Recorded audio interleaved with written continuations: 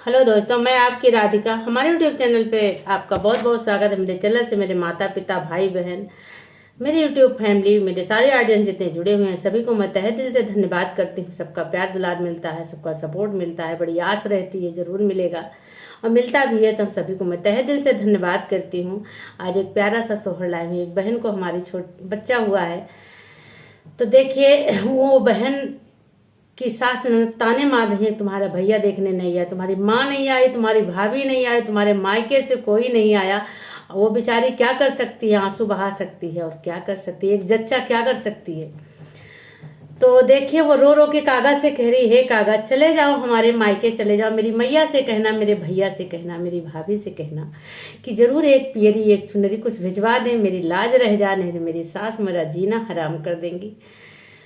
तो देखिए कागा से कैसे कह रही हो, कागा कैसे कैसे जा रहे हैं। आप लोग गीतों के माध्यम से सुनिए, सोहर गीत है, आप लोग सुनिए। उड़ी उड़ी जात्या काले कागा नहीं हारा हमरे, जाऊ नहीं हारा हमरे, जावू हो कागा मैया का खबर जाना हो, लाला ना हमरे भैले, लाला ना हमरे भैले हो, कागा मैया का खबरी जाना हो, लाला ना हमरे भैले, लाला ना हमरे भैले हो।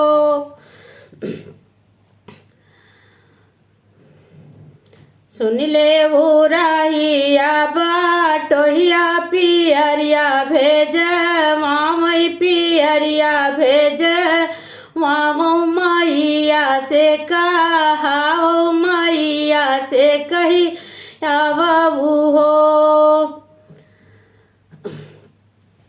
तो देखिए अब काका से कह दी, रहिया बटोहिया से भी कह रही और काका से भी कही। तो देखो क्या कहते हैं।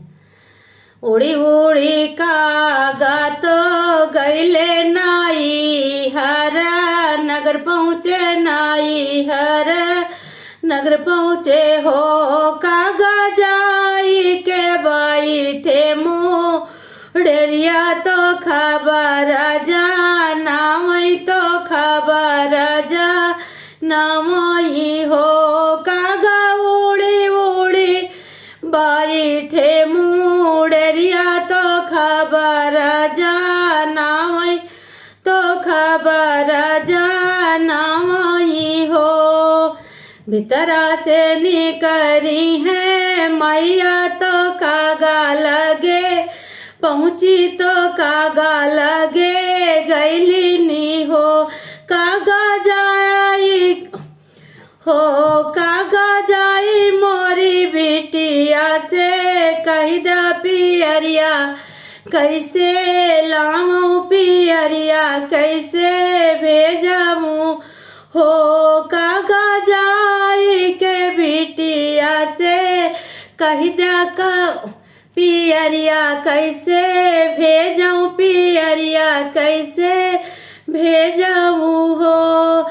नहीं मोरे रुपया से पैसा तो नहीं, मोरा जोर चलई नहीं, मोरा जोर चलई हो, बेटी पापा के आई गे बूढ़ती पियरिया, कैसे भेजी पियरिया, कैसे भेजी हो सखी हो, बेटी पापा के आई गए बूढ़ती पियरिया, कैसे भेजूं पियरिया, कैसे भेजूं।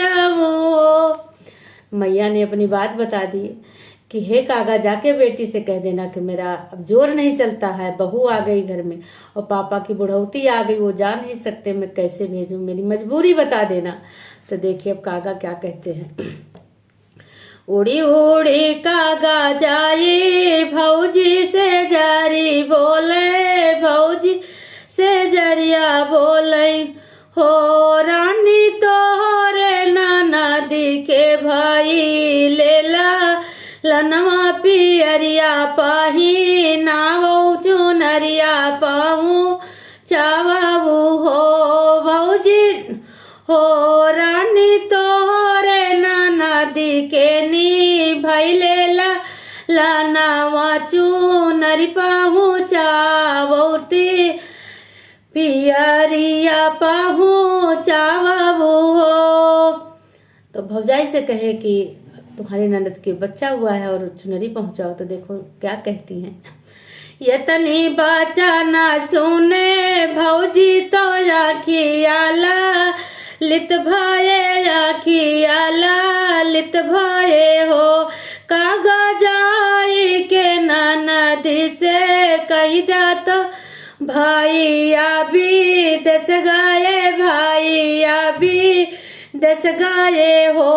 कागजाई के ननदी से कही दा कि भैया भी दस गए भैया भी दस गए हो।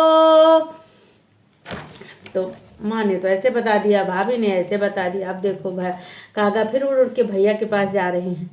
उड़ी उड़ी कागा तब जाई बीरानावा के पस गए बीराना के लग गईले हो।